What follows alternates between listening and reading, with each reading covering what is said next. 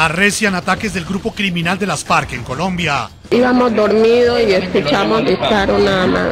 Autoridades afirman que la organización terrorista disparó contra un bus lleno de civiles en el departamento de Nariño, dejando como saldo 3 personas muertas y cerca de 10 heridos. Tenemos un hecho demencial de la guerrilla que inicialmente bloqueó la carretera y un vehículo bus fue objeto de balas. El cruel atentado fue ejecutado horas después de que el Congreso de Colombia aprobara el denominado Marco Legal para la Paz, que entrega al presidente Juan Manuel Santos herramientas jurídicas para entablar eventuales diálogos de paz con grupos armados ilegales. Con lo que nosotros no estuvimos de acuerdo, que fue con que los responsables de la Comisión de Delitos de Lesa Humanidad pudieran obtener la libertad después de ser condenados. Hechos de paz versus hechos de guerra. Hoy en la noche hablan los protagonistas de la noticia.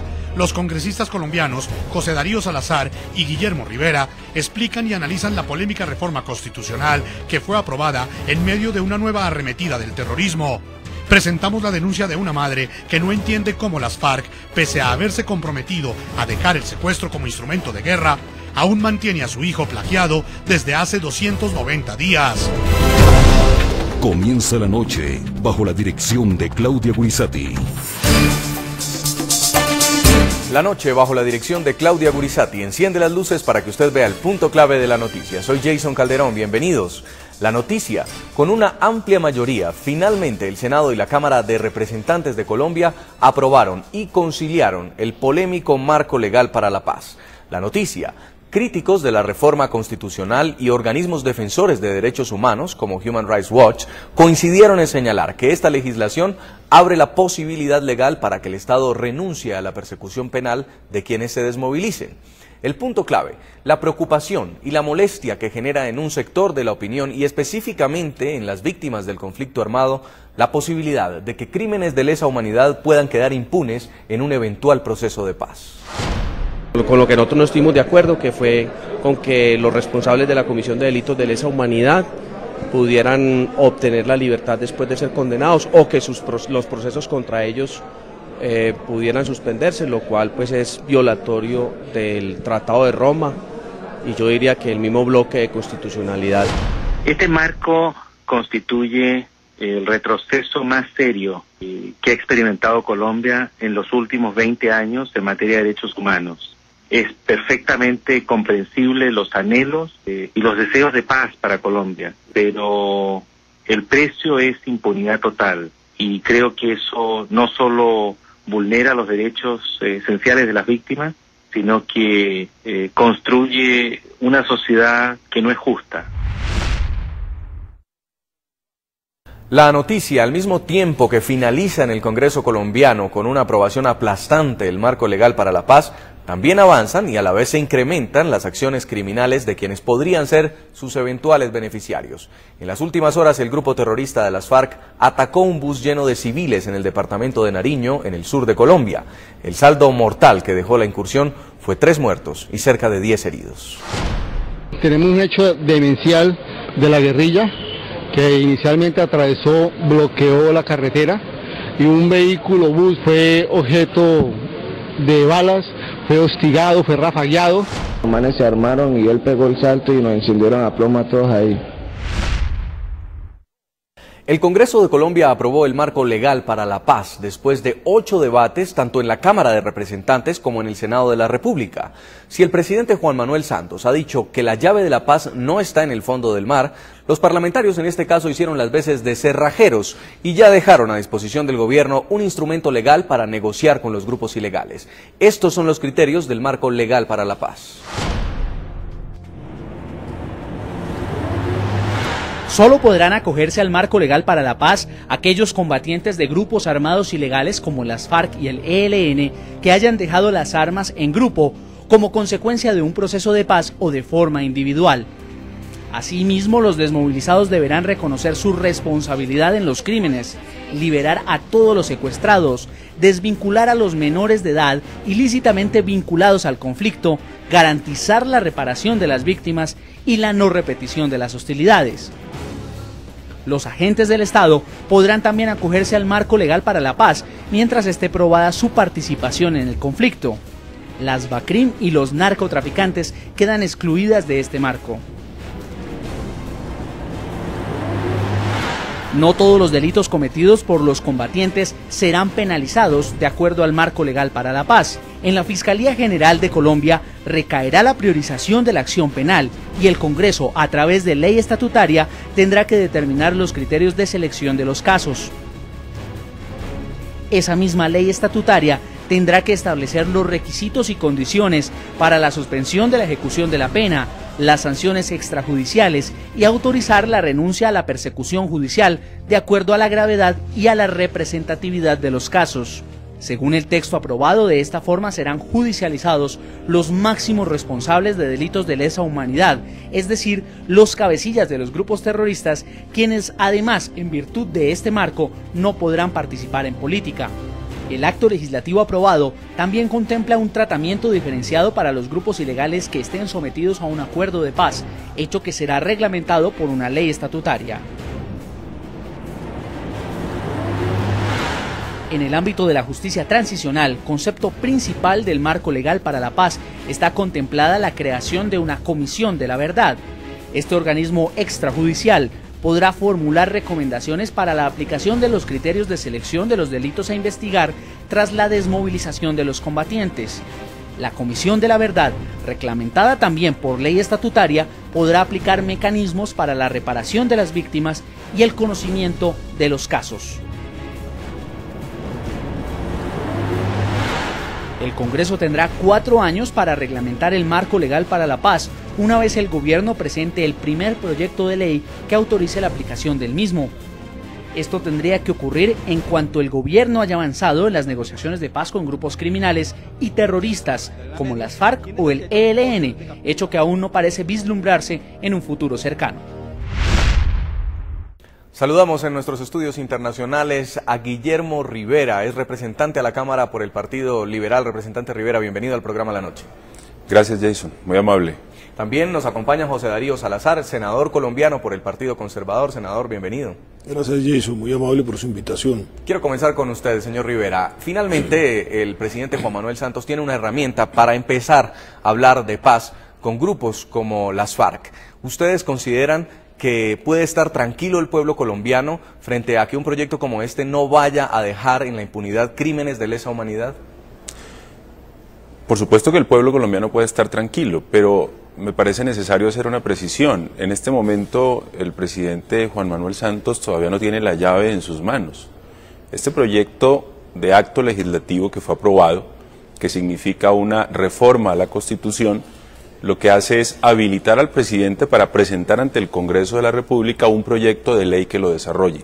Solamente en ese momento, cuando exista una ley que desarrolle esta reforma a la Constitución, el presidente de la República podrá realmente tener la llave de la paz en sus manos. Este proyecto lo que definió fue unos estándares mínimos que debería respetar una ley que sí le entregaría ya facultades precisas, criterios de selección para adelantar un proceso de paz. Por supuesto, entre esos estándares mínimos, lo que se evita es justamente la impunidad. ¿Y usted qué cree, senador Salazar? Una vez se ha aprobado ya por una aplastante mayoría y a pesar de que sectores como afines al expresidente Álvaro Uribe se opusieron tajantemente a este proyecto, pues ya está abierta la puerta para eventualmente poder empezar a negociar con terroristas. Yo creo que se abre la puerta para la impunidad. Creo que el proyecto lo que va a permitir es que todos aquellos no seleccionados, que no son los cabecillas de las FARC, al no ser seleccionados, el Estado renuncia a la persecución judicial penal, por eso no son seleccionados. Mi pregunta y mi comentario en el Senado y a los colombianos es lo siguiente. Usted lo ha dicho, ¿quién asesinó hoy a civiles que iban en un bus de servicio público de Pasto a Tumaco? Insurgentes de la subversión de las FARC. El asesinato es un crimen de lesa humanidad, pero ellos no son cabecillas, pueden no ser seleccionados porque no son cabecillas, y entonces al no haber investigación contra ellos va a quedar impune su crimen y las víctimas van a quedar sin saber la verdad y sin la reparación del daño causado. ¿Quién cuida los cambuches donde están los secuestrados? ¿La máxima dirigencia de la subversión o los soldados de la subversión?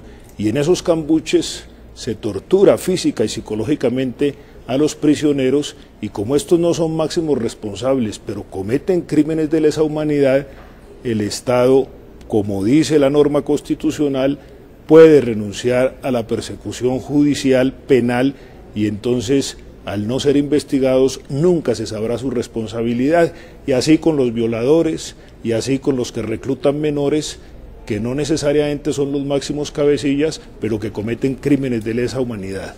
Representante Rivera, ¿es un riesgo que tiene que asumir Colombia para poder llegar al fin a la tan anhelada paz como lo está exponiendo el senador Salazar?